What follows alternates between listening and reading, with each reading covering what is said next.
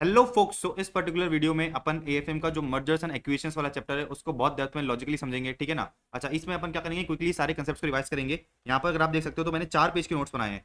4 page के notes के अंदर आपका जो पूरा का पूरा चैप्टर है वो अच्छी तरह समराइज हो जाता है। इसमें कोई भी कंसेप्ट अपना मिस नहीं हो रहा है। आपके सारे के सारे जो क्वेश्चन होंगे आराम से सॉल्व हो जाएंगे। अपने चैप्टर का नाम है मर्जर्स एंड एक्विजिशंस। मर्जर्स का मतलब क्या समझते हो? मर्जर्स का सिंपल सा मतलब ये है कि भाई दो कंपनी मिलकर क्या बनती है, एक नई कंपनी बनती है, ठीक है ना। दो कंपनी मिलकर क्या बनती है, एक नई कंपनी मिलती है। एक्विजिशन का मतलब क्या होता है कि भाई किसी एक कंपनी ने दूसरी कंपनी को क्या करा, एक्वायर कर लिया। तो फॉर एग्जांपल आर लिमिटेड एक कंपनी है। आर लिमिटेड एक कंपनी है, ठीक है ना। उसने क्या करा, जी लिमिटेड को जो है अपने अंदर क्या करा, एक्वायर कर लिया। आर लिमिटेड ने क्या करा, जी लिमिटेड को एक्वायर कर लिया। तो उसको अपन क्या बोलेंगे, उसको जो है अपन एक्विजिशन बोलेंगे। अच्छा, मैंने भी आपको बताया कि भाई फॉर एग्जांपल आर लिमिटेड ने जी लिमिटेड को एक्वायर करा, तो आर लिमिटेड को अपन क्या बोलेंगे, एक्वायरर बोलेंगे। और जी लिमिटेड को क्या कहा जाएगा, जी लिमिटेड को कहा जाएगा एक्वायरी। इतनी बात समझ में आती है। तो ये तो था बेसिक डेफिनेशन।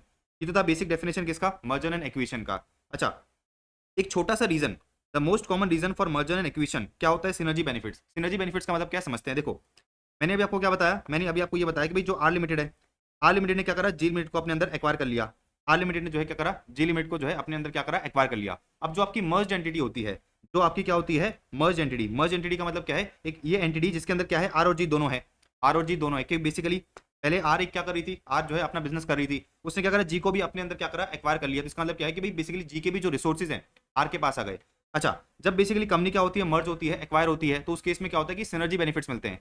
सिनर्जी बेनिफिट्स का मतलब ये है कि भाई लेटर से सपोज आर लिमिटेड जो है अपना प्रॉफिट कमाई थी 10 करोड़ का, जी लिमिटेड प्रॉफिट कमाई थी 5 करोड़ का। अच्छा, जब ये दोनों मर्ज हो जाएंगे, जब ये दोनों क्या हो जाएंगे, मर्ज हो जाएंगे और मर्ज होकर बिजनेस करेंगे, तो इन दोनों का जो प्रॉफिट है ना, इन दोनों का जो प्रॉफिट है वो क्या हो जाएगा, बढ़ जाएगा। इन दोनों का जो प्रॉफिट है वो क्या हो जाएगा, बढ़ जाएगा। तो अपन अज्यूम करते हैं कितने से बढ़ गया, ये बढ़ गया 1 करोड़ से। तो ये जो 1 करोड़ बढ़ा है, ये जो 1 करोड़ बढ़ा है, ये किससे बढ़ा है, सिनर्जी बेनिफिट से बना है। सिनर्जी बेनिफिट्स का मतलब क्या है, देखो सीधी सी बात ये है, पहले दो अलग अलग कंपनी थी, पहले जो है दो अलग अलग कंपनी थी, तो बेसिकली दोनों अलग अलग कंपनी क्या करती थी, अलग अलग अकाउंटिंग सॉफ्टवेयर को फॉलो करती थी, ठीक है ना। अलग अलग के बाद पेरोल के खर्चे लगते थे। मतलब बेसिकली सिनर्जी का मतलब ये होता है कि भाई अपन क्या कर रहे हैं, कॉमन रिसोर्सेज यूज कर रहे हैं। तो पहले जो है बेसिकली दोनों को अलग अलग खर्चा करना पड़ता था। अब दोनों कंपनी का जो बेसिकली दोनों कंपनी मर्ज हो चुकी है, दोनों कंपनी क्या हो चुकी है, मर्ज हो चुकी है, उसका सारा का सारा जो बेसिकली प्रोसेसिंग का सिस्टम है, ठीक है ना, सारा सारा प्रोसेसिंग का सिस्टम है, अकाउंटिंग का सिस्टम है, वो अब क्या होगा, सेंट्रली मैनेज होगा। तो मतलब एक कंपनी का खर्चा बच गया ना, एक कंपनी का खर्चा बच गया, तो उसको अपन क्या बोलते हैं, सिनर्जी बेनिफिट्स बोलते हैं। पढ़ो देखो, इन लोगों ने कहा, इन लोगों ने कहा कि भाई the most common reason for merger and acquisition क्या होता है, सिनर्जी बेनिफिट्स होता है।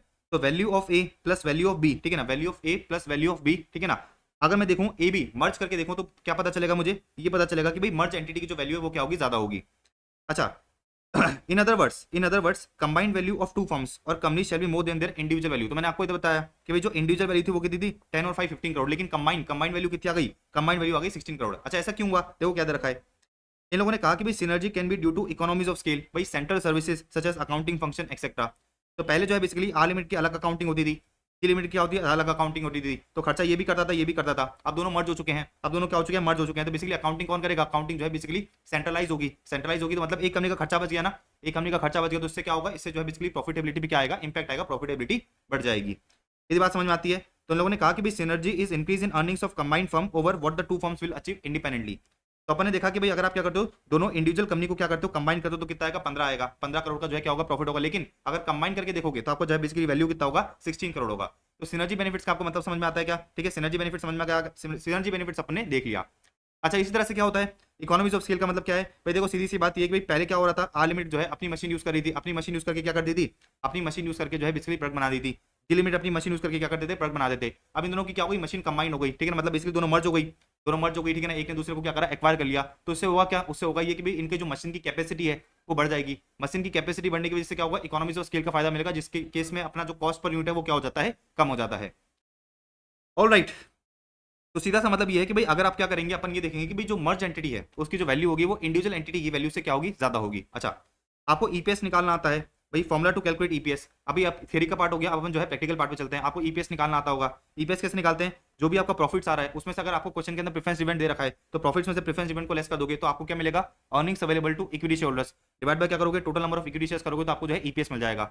आपको मार्केट कैपिटलाइजेशन निकालना आता होगा। मार्केट कैपिटलाइजेशन का मतलब ये कि भाई जो भी कंपनी ने इक्विटी शेयर्स इशू कर रखे हैं उसकी मार्केट वैल्यू क्या है, तो number of equity shares issued into market price पर शेयर। अच्छा, क्या आप जो है बेसिकली ईपीएस आफ्टर मर्जर निकाल सकते हो क्या, क्या अपन ईपीएस आफ्टर मर्जर निकाल सकते हैं क्या, बिल्कुल निकाल सकते हैं। ईपीएस निकालते कैसे हैं, अपन ये देखते हैं कि भाई दोनों कंपनी की अर्निंग्स, दोनों कंपनी की अर्निंग्स कितनी है, दोनों कंपनी की क्या है, अर्निंग्स कितनी है। अर्निंग्स का मतलब ये बोल रहा हूं मैं, अर्निंग्स का मतलब ये है कि जो शेयर होल्डर के लिए अवेलेबल है, इक्विटी शेयर होल्डर के लिए क्या है, अवेलेबल है। तो ईपीएस का फॉर्मुला क्या होता है, earnings available to equity share holders divide by number of equity shares. अच्छा, मर्जर के बाद आप ईपीएस निकालना चाहते हो क्या, आप निकाल सकते हैं क्या, बिल्कुल निकाल सकते हो। अच्छा, जो आर लिमिटेड है, उसकी अर्निंग क्या होगी, उसकी अर्निंग लेंगे अपन, जो जी लिमिटेड है उसकी अर्निंग लेंगे, प्लस सिनर्जी बेनिफिट लेंगे। मतलब मैंने आपको बताया ना, मैंने आपको बताया कि भाई जो सिनर्जी बेनिफिट से क्या होता है, आपको जो प्रॉफिट है वो बढ़ जाता है। तो अपन ये देखेंगे कि जो आपकी मर्ज्ड एंटिटी है उसका टोटल प्रॉफिट कितना है, total profit available to equity share holders. अच्छा, डिवाइड बाय क्या करोगे, नंबर ऑफ शेयर्स करोगे। नंबर ऑफ शेयर्स कैसे करोगे कि भाई एक्वायरर के कितने शेयर्स थे। अच्छा, अपन अज्यूम करते हैं कि जो आर लिमिटेड है, जो आर लिमिटेड है उसके कितने लाख, उसके जो है 1 लाख शेयर्स थे, उसके क्या थे 1 लाख शेयर्स थे। तो मैं लिख लेता हूँ भाई शेयर्स कितने थे 1 लाख शेयर्स थे। जी लिमिट जो है उसके जो है फिजिकली 50,000 शेयर्स थे। अच्छा, इसके भी अपन अज्यूम कर लेते हैं 1 लाख शेयर्स थे, इसके भी क्या थे अपन अज्यूम कर लेते हैं 1 लाख शेयर्स थे। अच्छा, एक्सचेंज रेशियो अपन बात करते हैं कितना है, एक्सचेंज रेशियो में अपन बात करते हैं 1:2 है। एक्सचेंज रेशियो का मतलब क्या है, देखो सीधी सी बात है, आर लिमिट क्या कर रही है, जी लिमिट को एक्वायर कर रही है, आर लिमिट क्या कर रही है, जी लिमिट को खरीद रही है। तो सीधी सी बात है कि जो जी लिमिट के शेयर होल्डर्स हैं, जो जी लिमिट के शेयर होल्डर्स हैं, जी लिमिट के कितने शेयर होल्डर्स हैं 1 लाख शेयर होल्डर्स हैं, ठीक है ना, 1 लाख शेयर होल्डर्स हैं। अपन क्या करेंगे, जी लिमिट के शेयर होल्डर्स को क्या करेंगे, अपने शेयर इशू करेंगे, अपने शेयर क्या करेंगे इशू करेंगे। तो मैंने आपको क्या बताया, मैंने आपको ये बताया कि भाई आर लिमिट क्या करिए, जी लिमिट को एक्वायर कर रही है। तो जी लिमिट के मालिक कौन है, जी लिमिट के मालिक है ये 1 लाख शेयर होल्डर्स। तो इन 1 लाख शेयर होल्डर्स को अपने को कंसिडरेशन देना पड़ेगा ना भाई, अगर आप कोई चीज खरीद रहे हो तो आपको उसको कंसिडरेशन देना पड़ेगा भाई, या तो कैश दे दो भैया, तो क्या करो कैश में पेमेंट कर दो, इनको कैश दे दो, उनकी कंपनी खरीद लो। दूसरा ऑप्शन ये है कि भाई हम इनको क्या बोलेंगे, हम इनको बोलेंगे कि भाई हम आपको कैश नहीं दे रहे, लेकिन हम आपको क्या कर रहे हैं, अपनी कंपनी में शेयर्स दे रहे हैं। अच्छा, आप अपनी कंपनी में किस रेशियो में शेयर्स दिए जाएंगे, तो उसको अपन क्या बोलते हैं एक्सचेंज रेशियो। तो एक्सचेंज रेशियो कितना दे रखा है 1:2। अच्छा, 1:2 का मतलब ये है कि भाई दो शेयर्स, भाई अगर आपके पास जी लिमिट में 2 शेयर्स हैं तो आपको जो है आर लिमिट में क्या मिलेगा, आर लिमिट में जो है आर लिमिट का जो है 1 शेयर मिलेगा। मैं आपको क्या बताने की कोशिश कर रहा हूं, मैं आपको ये बताने की कोशिश कर रहा हूं कि भाई आर लिमिट ने क्या करा, जी लिमिट को एक्वायर कर लिया, आर लिमिट ने क्या करा, जी लिमिट को एक्वायर कर लिया। अच्छा, उसके जो मालिक है उनको हम क्या बोल रहे हैं, उनको हम ये बोल रहे हैं या तो कैश ले जाओ, या तो कैश ले जाओ, या फिर हमारी कंपनी के शेयर्स ले लो। अच्छा, अगर वो हमारी कंपनी के शेयर्स लेना चाहते हैं तो बेसिकली एक्सचेंज रेशियो कितना है 1:2। 1:2 का मतलब ये है कि भाई हम उसको ये कह रहे हैं कि भाई अगर तेरे पास जी लिमिट के 2 शेयर हैं तो हम तुझे क्या करेंगे, आर लिमिट का 1 शेयर दे देंगे, हम तुझे क्या करेंगे, आर लिमिट का 1 शेयर दे देंगे। तो मुझे एक चीज बताओ, जो आपकी मर्ज एंटिटी है, जो आपकी मर्ज एंटिटी है उसमें जो है बेसिकली टोटल शेयर्स कितने होंगे भाई, आर लिमिट के 1 लाख शेयर्स तो थे ही, आर लिमिट के 1 लाख शेयर्स तो थे ही जो उसने क्या कर रखे थे, इशू कर रखे थे, प्लस जितने शेयर्स हमने क्या करे हैं, जितने शेयर्स जी लिमिट के मालिक को इशू करे हैं। अच्छा, मुझे एक चीज बताओ, जी लिमिट के मालिक के पास कितने शेयर्स थे, 1 लाख शेयर्स थे।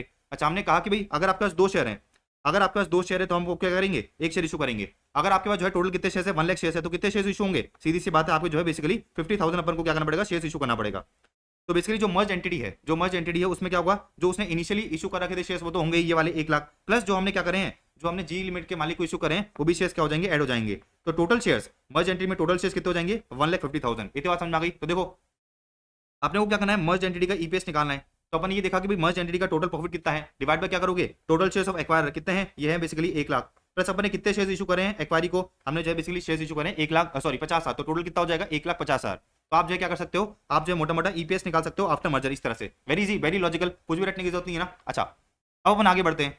अब ये जो मालिक है, कंपनी के जो मालिक हैं ये कहते हैं कि भाई देखो, कंपनी के जो मालिक है ये कहते हैं कि भाई देखो हमें आपके शेयर्स नहीं चाहिए, हमें तो क्या करो कैश में पेमेंट कर दो, हमें तो क्या करो कैश में पेमेंट कर दो। अच्छा, तो अगर ये लोग क्या चाहते हैं, अगर जी लिमिट के मालिक जो है बेसिकली ये कहते हैं कि भाई हमें क्या कर दो कैश में पेमेंट कर दो, तो क्या आप जो है बेसिकली इस केस में जो है ईपीएस आफ्टर मर्जर निकाल सकते हो, क्या बिल्कुल निकाल सकते हैं। भाई क्या होगा फॉर्मूला, भाई जो एक्वायरर है उसका अर्निंग्स, जो एक्वायरी है उसका अर्निंग्स, प्लस सिनर्जी बेनिफिट से क्या हो गया, टोटल प्रॉफिट हो गया, ये क्या हो गया टोटल प्रॉफिट हो गया। अच्छा अच्छा, तो ये तो अपना क्या निकल के आ गया, टोटल प्रॉफिट निकल के आ गया। अब मेरी बात बड़ी ध्यान से समझना, जो जी लिमिट के मालिक है वो कहते हैं कि भाई हमें जो है आपके शेयर्स नहीं चाहिए, हमें तो क्या करो कैश में पेमेंट कर दो, हमारी कंपनी ले जाओ, कोई दिक्कत नहीं है।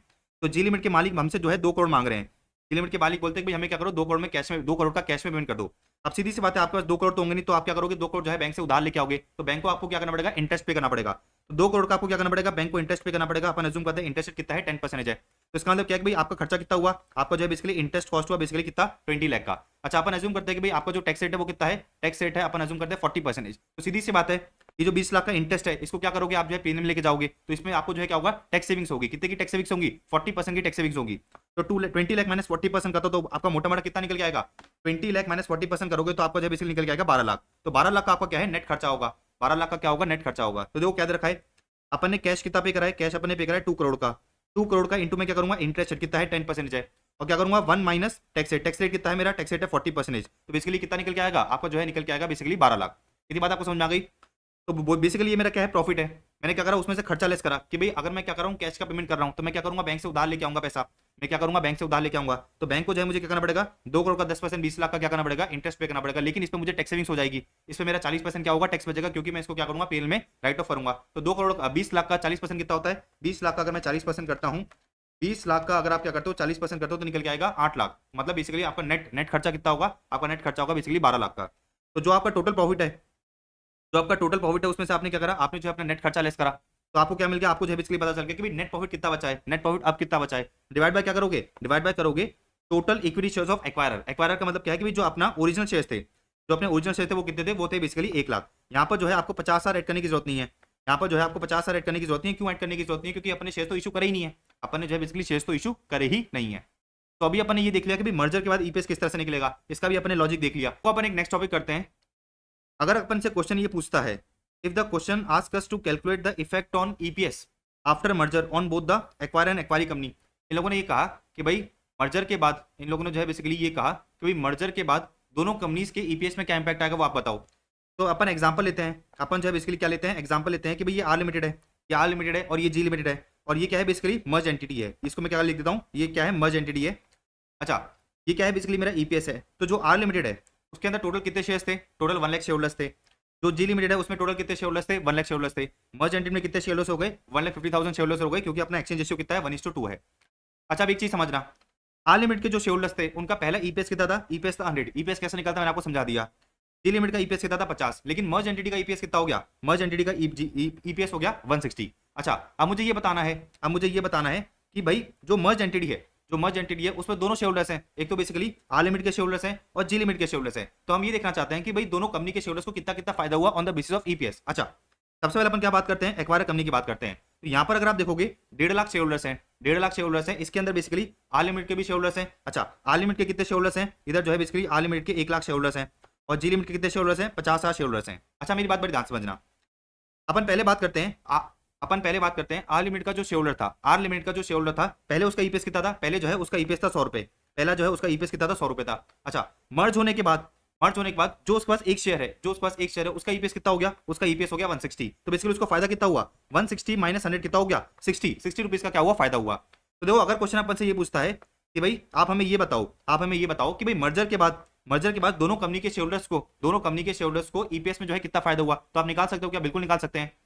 अपन ये देखेंगे कि भाई पोस्ट मर्जर ईपीएस कितना है, अपना पोस्ट मर्जर ईपीएस है 160, फिर उसमें से क्या लेस करेंगे, प्री मर्जर ईपीएस, कि भाई जो आर लिमिट का शेयर होल्डर था उसका पहले ईपीएस कितना था, 100 रुपए था, तो बेसिकली उसको फायदा कितना हुआ, 60 रुपीज का फायदा हुआ। एक्वायरर का डन। अब बात करते हैं एक्वायरी की, अब बात करते हैं किसकी, एक्वायरी की। अब बहुत लॉजिकली समझना, बहुत जो है लॉजिकली समझना। पहले जो जी लिमिट का शेयर होल्डर था, पहले जो जी लिमिट का शेयर होल्डर था, ठीक है ना, पहले जो जी लिमिट का एक शेयर होल्डर था, ठीक है ना, उसका जो है ईपीएस कितना था, 50 था, उसका ईपीएस कितना था, 50, इधर मैंने लिखा उसका ईपीएस कितना था, 50 था। अब मैं ये देखूंगा कि भाई मर्ज एंटिटी में उसका ईपीएस कितना है। अच्छा, मुझे एक चीज बताओ, यहाँ पर जो एक शेयर होल्डर था, यहाँ पर जो एक शेयर होल्डर था, यहाँ पर जो एक शेयर होल्डर था, उसको जो है मर्ज एंटिटी में कितना शेयर मिला है, उसको जो है मर्ज एंटिटी में हाफ शेयर मिला है, क्योंकि मैं आपको क्या बता रहा हूँ, एक्सचेंज रेशियो कितना था, 1:2, एक्सचेंज रेशियो कितना था, 1:2 था। तो पहले एक शेयर होल्डर का जो ईपीएस है, जी लिमिट का जो एक शेयर होल्डर है, उसके बाद जी लिमिट का एक शेयर था, क्या था, जी लिमिट का एक शेयर था, तो उसका जो है ईपीएस कितना था, 50। अच्छा, मेरा एक्सचेंज रेशियो क्या बोलता है, मेरा एक्सचेंज रेशियो कहता है कि भाई अगर आपके पास जी लिमिट के 2 शेयर है तो आर लिमिट में आपको जो है एक शेयर मिलेगा, और अगर जी लिमिट में आपके पास एक शेयर है, जी लिमिट में आपके पास एक शेयर है, तो आपको जो है बेसिकली आर लिमिट में कितना शेयर मिलेगा, 0.5 शेयर मिलेगा। एक्सचेंज रेशियो का मतलब यही हुआ ना। तो आपको जो है ये चीज समझ में आ गई होगी कि भाई अगर एक पर्सन के पास, अगर जो है एक पर्सन के पास क्या था, जी लिमिट का एक शेयर था, तो बेसिकली मर्ज एंटिटी, जो आपकी मर्ज एंटिटी है उसमें उसके बाद जो है क्या होगा, 0.5 शेयर होगा किसका, आर लिमिट का, ठीक है ना, 0.5 शेयर होगा आर लिमिट का। तो मुझे एक चीज बताओ, मुझे जो है एक चीज बताओ, जो मर्ज एंटिटी है, जो मर्ज एंटिटी है, ठीक है ना, उसका एक शेयर पे ईपीएस कितना है, 160, तो बेसिकली आधे शेयर पे ईपीएस कितना होगा, 80 रुपए होगा। तो मोटा मोटा अपने को क्या करना पड़ा, अपने को जो है बेसिकली 160 को मल्टीप्लाई करना पड़ा किससे, 160 को मल्टीप्लाई करना पड़ा 0.5 से, 160 को मल्टीप्लाई करना पड़ा किससे, 0.5 से। तो आपको ये पता चला कि भाई जो आपकी एक्वायरी कंपनी है, जो आपकी एक्वायरी कंपनी है, उसको जो है पर शेयर के बेसिस पे जो है, पर शेयर के बेसिस पे 30 रुपीज का फायदा हुआ on the basis of EPS. तो सबसे इंपॉर्टेंट चीज क्या है, सबसे इंपॉर्टेंट चीज ये है कि भाई जहां पर अपन क्या करते हैं, जहां पर अपन एक्वायरी कंपनी का क्या कर रहे हैं, प्रॉफिट एंड लॉस निकाल रहे हैं पर शेयर का on the basis of EPS, तो जो आपका पोस्ट मर्जर ईपीएस है उसको आपको क्या करना पड़ेगा, उसको जो है आपको मल्टीप्लाई करना पड़ेगा किससे, एक्सचेंज रेशियो से। तो अपना एक्सचेंज रेशियो कितना था, अपना एक्सचेंज रेशियो था 1:2। तो 1:2 का मतलब क्या होता है, 1/2, 1:2 का मतलब क्या होता है, 1/2। तो बेसिकली जो आपका 160 क्या है, 160 आपका पोस्ट मर्जर ईपीएस है, उसको मल्टीप्लाई करोगे किससे, 1/2 से, तो कितना निकल के आएगा, आपका 80 रुपए निकल के आएगा। तो लॉजिकली आपने समझ लिया। अच्छा, इसको अपन टेक्निकल टर्म्स में क्या बोलते हैं, इक्विवेलेंट ईपीएस भी कहते हैं। क्या बोलते हैं टेक्निकल टर्म्स में, इक्विवेलेंट ईपीएस। तो इसका मतलब क्या होगा कि भाई 80 माइनस क्या करूंगा मैं, 80 माइनस करोगे आप 50, 80 माइनस करोगे आप 50, तो आपको क्या मिल जाएगा, 30 रुपीज का जो है पर शेयर के बेसिस पे फायदा पता चल जाएगा। लॉजिकली बात समझ मिली, रटना मत, इसको जो है रटना मत कि भाई इक्विवेलेंट ईपीएस क्या होता है। क्या करोगे, सीधी सी बात है, पोस्ट मर्जर ईपीएस को एक्सचेंज रेशियो से मल्टीप्लाई करोगे, लॉजिक अपने समझ लिया, आगे बढ़ सकते हैं अपन। अच्छा, एक्सचेंज रेशियो क्या होता है वो आपने समझ लिया, एक्सचेंज रेशियो क्या होता है वो आपने समझ लिया कि भाई अपन क्या करेंगे, सामने वाली कंपनी के शेयरहोल्डर्स को अपनी कंपनी के शेयर्स इशू करेंगे, मर्ज कंपनी के शेयर्स क्या करेंगे, इशू करेंगे। तो अपने देख लिया, अपने जो है बेसिकली ये देख लिया, अपन ने जो है ये देख लिया कि भाई इसका एग्जांपल क्या होगा, अपन ने जो ऊपर एग्जांपल करा वही है। अच्छा, एक्सचेंज रेशियो निकालोगे कैसे? अगर क्वेश्चन में आपको एक्सचेंज रेशियो दे रखा है तो अच्छी बात है, अगर एक्सचेंज रेशियो नहीं दे रखा तो अपन कैसे निकालेंगे? फॉर एग्जाम्पल क्वेश्चन आपको ये कहता है कि भाई आर लिमिटेड ने जी लिमिट को एक्वायर कर लिया, लेकिन उसने कहा कि भाई जो आपका एक्सचेंज रेशियो है it should be based on EPS. Question मुझे ये कहता है कि जो आपका एक्सचेंज रेशियो है वो ईपीएस पे बेस्ड होना चाहिए। इसका मतलब क्या है कि भाई देखो, अगर क्वेश्चन मुझे साफ साफ कह देता कि भाई आपका जो एक्सचेंज रेशियो है वो कितना है 2:1 है, तो मैं जो है क्या करता, इसको जो है फॉलो करते हुए क्या करता, शेयर्स निकाल लेता। इसको फॉलो करते हुए मैं ये निकाल लेता कि भाई कितने शेयर्स मुझे इशू करने, लेकिन क्वेश्चन ने मुझे क्या नहीं बताया, एक्सचेंज रेशियो नहीं बताया, लेकिन क्वेश्चन ने मुझे ये बता दिया कि भाई जो आपका एक्सचेंज रेशियो है it should be based on EPS, it should be based on EPS. तो मैं कैसे निकालूंगा? तो आपका फॉर्मुला क्या है?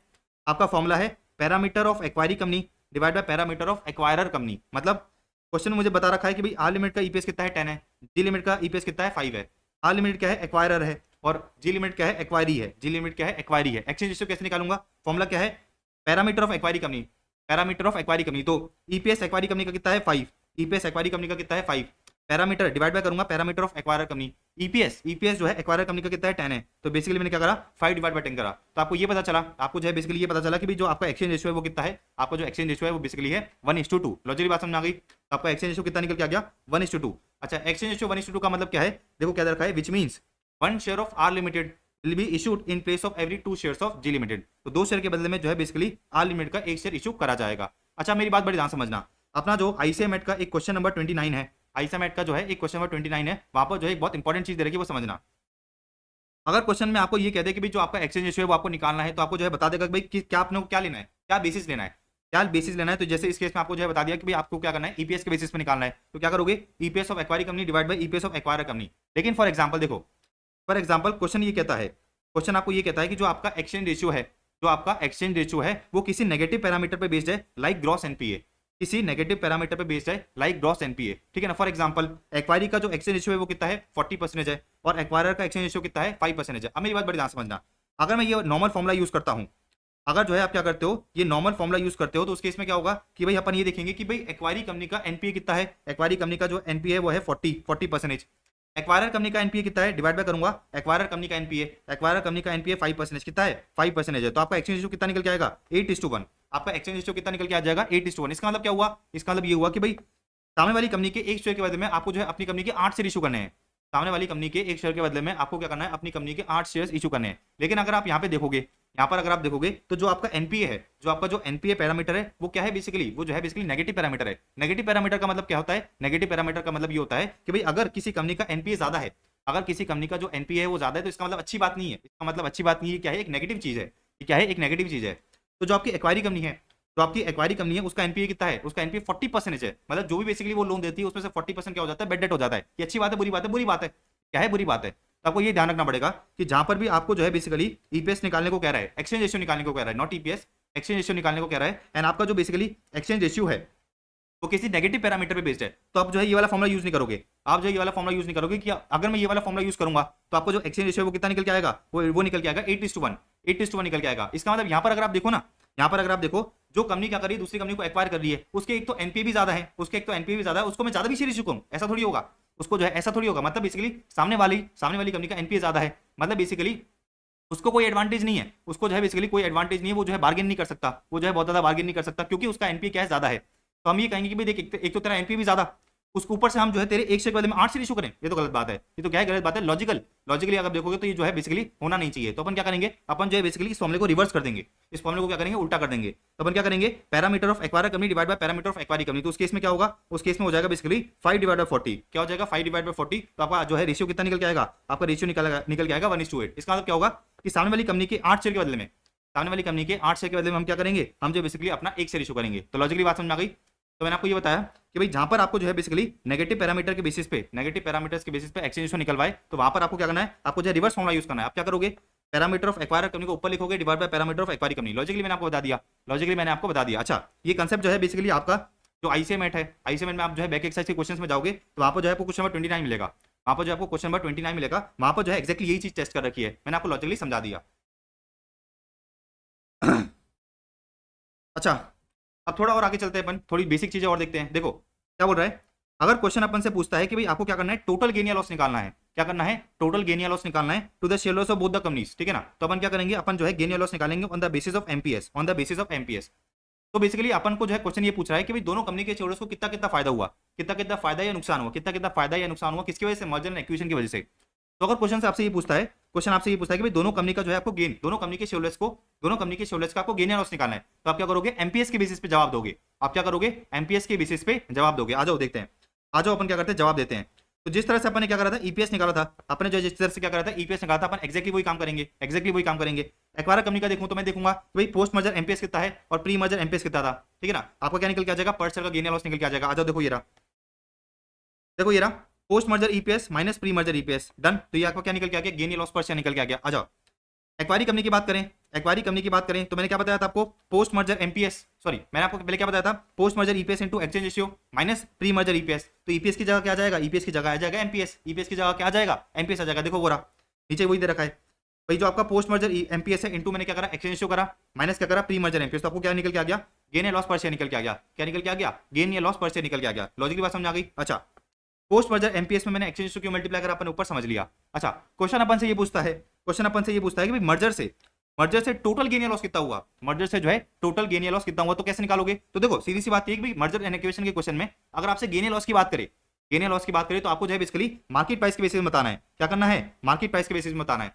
तो अगर आपसे क्वेश्चन पूछता है कि भाई शेयरहोल्डर को गेन या लॉस हुआ क्या मर्जर के बेसिस पे, तो आप क्या करोगे, मार्केट प्राइस से कंपैरिजन करोगे कि भाई पर शेयर उसको कितना फायदा नुकसान हुआ। अच्छा, अगर आपको जो है मर्जर से ये पूछता है कि भाई टोटल गेन या लॉस कितना हुआ, तो अगेन अपन क्या करेंगे, मार्केट कैपिटलाइजेशन के बेसिस पे बताएंगे, एमपीएस के बेसिस पे बताएंगे। तो हम ये देखेंगे कि जो आपकी मर्ज एंटिटी है, अपनी मर्ज एंटिटी में कितने शेयर थे, 1,50,000 से 1,50,000 शेयर थे। तो मुझे ये देखना है, मुझे बेसिकली ये देखना है कि जो आपकी मर्ज एंटिटी है उसमें टोटल नंबर ऑफ शेयर्स कितने हैं इनटू बेसिकली मर्ज एंटिटी का मार्केट प्राइस कितना है, मर्ज एंटिटी का जो है मार्केट प्राइस कितना है। अच्छा, माइनस क्या करूंगा, माइनस करोगे आप, माइनस क्या करोगे, दोनों कंपनी, दोनों इंडिविजुअल कंपनी का जो है क्या करोगे, दोनों इंडिविजुअल कंपनी का मार्केट कैपिटलाइजेशन निकालोगे। अच्छा, एग्जांपल से देख लेते हैं इसको, देखो इसको जो अपन क्या करते हैं, एग्जांपल से देख लेते हैं ताकि वो कंफ्यूजन ना रहे। इधर ईपीएस की जगह मैं कर लेता हूं, एमपीएस कर लेता हूं। ईपीएस की जगह मैंने क्या कर लिया, एमपीएस कर लिया। अच्छा, ईपीएस की जगह मैंने क्या करा, एमपीएस कर लिया। आपको जो है क्वेश्चन में ये पूछ रखा है, आपको जो है क्वेश्चन में ये पूछ रखा है कि भाई जो आपका मर्जर है उससे टोटल गेन या लॉस कितना हुआ। तो मुझे क्या करना है, मुझे ये देखना है कि जो आपकी मर्ज एंटिटी है, जो आपकी मर्ज एंटिटी है उसमें टोटल कितने शेयर्स हैं, उसमें टोटल 1,50,000 शेयर्स हैं। मर्ज एंटिटी का मार्केट प्राइस कितना है, मर्ज एंटिटी का मार्केट प्राइस है बेसिकली 1,50,000 का, 1,60 है। मर्ज एंटिटी का मार्केट प्राइस कितना है, 160 है। तो क्या आप जो है मर्ज एंटिटी की टोटल मार्केट वैल्यू निकाल सकते हो क्या, बिल्कुल निकाल सकते हैं। तो 1,50,000 इंटू 160 करो, 1,50,000 इंटू मैंने करा 160, 1,50,000 करा इंटू मैंने 160, कितना निकल के आ गया, ये आपका निकल के आ गया 2 करोड़ 40 लाख। कितना आ गया ये आ गया आपका बेसिकली 2 करोड़ 40 लाख। अब मैं ये देखूंगा कि भाई दोनों इंडिविजुअल कंपनी की मार्केट वैल्यू कितनी दी, दोनों इंडिविजुअल कंपनी की मार्केट वैल्यू कितनी दी। तो 1 लाख इंटू 100 करो, कितना आ रहा है, 1 लाख इंटू मैंने करा 100, 1 लाख इंटू मैंने करा 100, तो कितना आ गया, ये आपका आ गया 1 करोड़। ये कितना आ गया आपका, ये आ गया आपका 1 करोड़ प्लस जो आपकी जी लिमिट है उसकी मार्केट वैल्यू कितनी दी, 1 लाख इंटू 50 करो, 1 लाख इंटू 50 करो तो कितना आ जाएगा, 50 लाख आ जाएगा। तो 2 करोड़ 40 लाख में से 2 करोड़ 40 लाख में से 1 करोड़ 50 लाख को लेस करूंगा तो आपको ये पता चल जाएगा कि भाई मर्जर से टोटल गेन या लॉस कितना हुआ है। तो आपको ध्यान रखना है कि भाई क्वेश्चन में जब भी आपसे गेन या लॉस की बात करे, क्वेश्चन में जब भी आपसे गेन या लॉस की बात करे, क्वेश्चन में जब भी आपसे क्या करे, गेन या लॉस की बात करे, तो आपको जो है बेसिकली मार्केट टर्म्स में बताना है, मार्केट वैल्यू के टर्म्स में बताना है। तो पर शेयर के बेसिस पूछा तो अपने एमपीएस बता दिया, एमपीएस के बेसिस बता दिया। अच्छा, टोटल पूछा तो एमपीएस को मैंने क्या करा, टोटल शेयर से मल्टीप्लाई करके टोटल गेन या लॉस बता दिया। तो देखो वही चीज दे रखी है, market capitalization of merge entity minus market capitalization of both acquire and acquiree before merger, done, easy.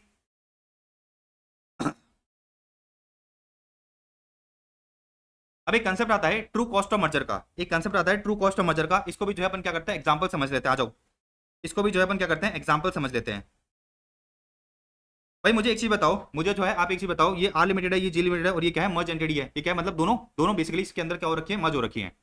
अब सुनना, जो जी लिमिटेड है, जो आपकी क्या है जी लिमिटेड है, उसकी मार्केट वैल्यू की दे दी, उसकी मार्केट वैल्यू थी 50 लाख। 1 लाख इंटू 50 करोगे कितना आ जाएगा, 50 लाख आ जाएगा। तो आपकी जो जी लिमिटेड है, जो आपकी जी लिमिटेड है उसकी मार्केट वैल्यू कितनी है, 50 लाख है।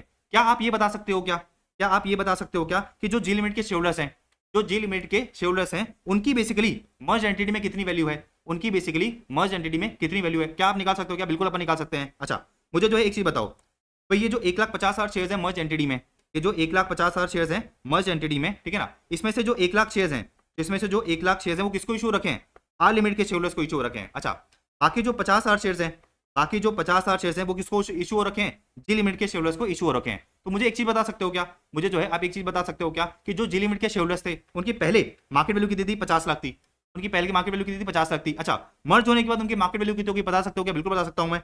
50,000 इंटू 160 करो, 50,000 इंटू मैंने क्या करा 160 करा, कितना निकल के आ गया, ये निकल के आ गया आपका 80 लाख। ये कितना निकल के आ गया, 80 लाख निकल के आ गया। तो मोटा मोटा आपको ये पता चला, मोटा मोटा आपको ये पता चला कि जो जी लिमिट के शेयर होल्डर्स थे, जो जी लिमिट के शेयर होल्डर्स थे, उनकी वैल्यू कितनी थी, 50 लाख थी। उनकी वैल्यू कितनी थी, 50 लाख थी। लेकिन इफेक्टिवली मर्ज होने के बाद उनकी वैल्यू कितनी हो गई, उनकी वैल्यू हो गई 80 लाख की। मतलब मोटा मोटा 30 लाख का उनका फायदा हुआ, 30 लाख का उनका फायदा हुआ, 30 लाख का आपको क्या हुआ, नुकसान हुआ। 30 लाख का आपका क्या हुआ, नुकसान हो, क्योंकि 50 लाख के बदले में, 50 लाख के बदले में आपने उनको क्या करा, 80 लाख के क्या करे, शेयर दे दिए। तो ये जो 30 लाख निकल के आया, ये जो 30 लाख निकल के आया, इसको अपन टेक्निकल टर्म्स में क्या बोलते हैं, ट्रू कॉस्ट ऑफ मर्जर। अब समझना, देखो ट्रू कॉस्ट ऑफ मर्जर क्या बोलता है। ट्रू कॉस्ट ऑफ मर्जर मुझे ये कहता है कि भाई आप तो ये देखो कि जो एक्वायरी कंपनी है, जो आपकी जी लिमिटेड है, एक्वायरी कंपनी है, उसकी मर्जर से पहले मार्केट कैपिटलाइजेशन कितनी थी, तो अपने केस में थी बेसिकली 50 लाख।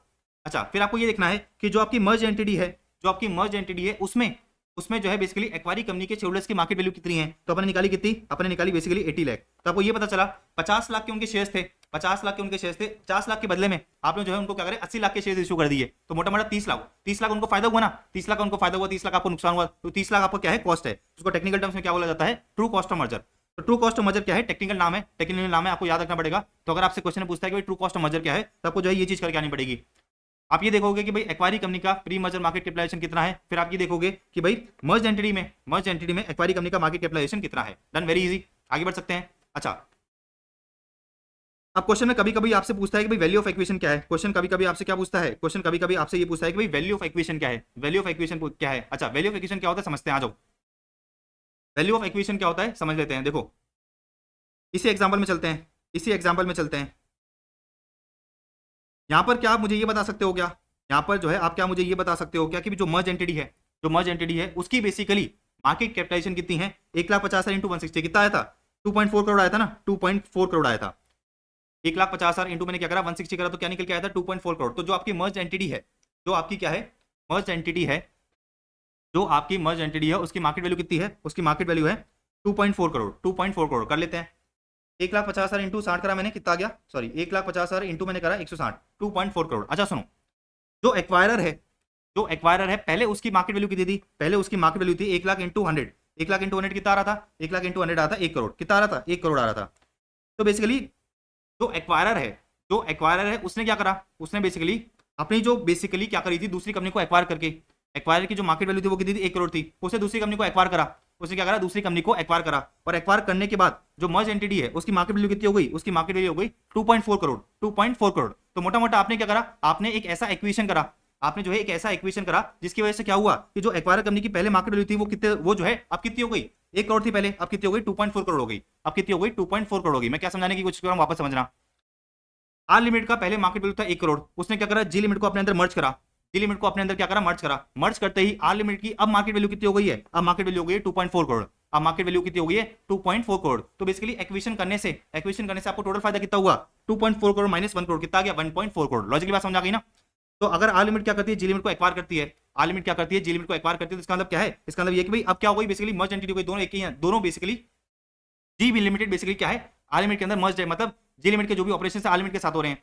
तो आपको ये बता रहा हूं कि भाई आर लिमिट की पहले मार्केट वैल्यू थी 1 करोड़, मर्ज होने के बाद अब आर लिमिट की मार्केट वैल्यू कितनी हो गई है, अब आर लिमिट की मार्केट वैल्यू कितनी हो गई है 2.4 करोड़, कितनी हो गई है 2.4 करोड़ हो गई है। अच्छा 2.4 करोड़ क्यों हुई है, क्योंकि बेसिकली अब आर लिमिट के अंदर क्या है, जी लिमिट भी इंक्लूडेड है, अब आर लिमिट के अंदर क्या है, जी लिमिट भी इंक्लूडेड है। तो इन दोनों का जो डिफरेंस है, इन दोनों का डिफरेंस है उसको अपन क्या बोलते हैं, वैल्यू ऑफ इक्वेशन बोलते हैं। मतलब क्या है कि भाई आपने जो है अपनी मार्केट वैल्यू 1 करोड़ से कितनी कर ली, 2.4 करोड़ कर ली। आ जाओ देखो वैल्यू ऑफ इक्वेशन का मतलब क्या है कि भाई मर्ज एंटिटी की मार्केट वैल्यू कितनी है 2.4 करोड़, 2.4 करोड़ माइनस मर्ज होने से पहले एक्वायरर कंपनी की मार्केट वैल्यू कितनी थी 1 करोड़ थी, 1 करोड़ थी। दोनों का डिफरेंस क्या हो गया, इन दोनों का डिफरेंस हो गया आपका वैल्यू ऑफ इक्वेशन। इन दोनों का डिफरेंस क्या हो गया, वैल्यू ऑफ इक्वेशन। तो वैल्यू ऑफ इक्वेशन का मतलब क्या है कि भाई आपको जो है फायदा कितना हुआ, आपको जो बेसिकली टोटल फायदा कितना हुआ, एक्वायरर को जो है टोटल फायदा कितना हुआ। तो हिंदी में लिख सकते हो आप, हिंदी में लिख सकते हो कि भाई एक्वायरर को जो बेसिकली टोटल फायदा कितना हुआ। तो 2.4 करोड़ माइनस 1 करोड़ कितना हो गया, ये हो गया आपका बेसिकली 1.4 करोड़। लॉजिकली देख लिया। आपको जो है क्या करना है एग्जाम में, अगर आपसे पूछता है कि भाई ट्रू कॉस्ट ऑफ मर्जर क्या है, तो ये फॉर्मुला लिखो, ठीक है ना, ये फॉर्मुला लिखो, सॉल्व करके आ जाओ, पूरे नंबर मिलेंगे। इसी तरह से वैल्यू ऑफ इक्वेशन पूछता है, ये फॉर्मुला लिखो, पूरे पूरे नंबर आपको मिल जाएंगे। आगे बढ़ते हैं। अब जो है अपन क्या करते हैं, आगे बढ़ते हैं। आईसीएमएट में एक क्वेश्चन है, आईसीएमएट में जो है एक क्वेश्चन है, क्वेश्चन नंबर 30। आईसीएमएट में एक क्वेश्चन है, क्वेश्चन नंबर 30। वहां पर जो है आपसे ये पूछ रखा है कि भाई आप क्या करो, एक्विजिशन, ठीक है ना, एक्विजिशन की फाइनेंशियल फिजिबिलिटी बताओ। एक्विजिशन की फाइनेंशियल फिजिबिलिटी का मतलब क्या है कि भाई हम एक्वायर करें कि नहीं करें, हम किसी दूसरी कंपनी को एक्वायर करें कि नहीं करें। तो देखो क्या दे रखा है, अगर आपसे क्वेश्चन में ये पूछता है कि भाई आप जो है बेसिकली फाइनेंशियल फिजिबिलिटी बताओ कि भाई हम किसी कंपनी को एक्वायर करें कि नहीं करें, तो उस केस में आपको क्या करना पड़ेगा, उस केस में जो है आपको एनपीवी निकालना पड़ेगा।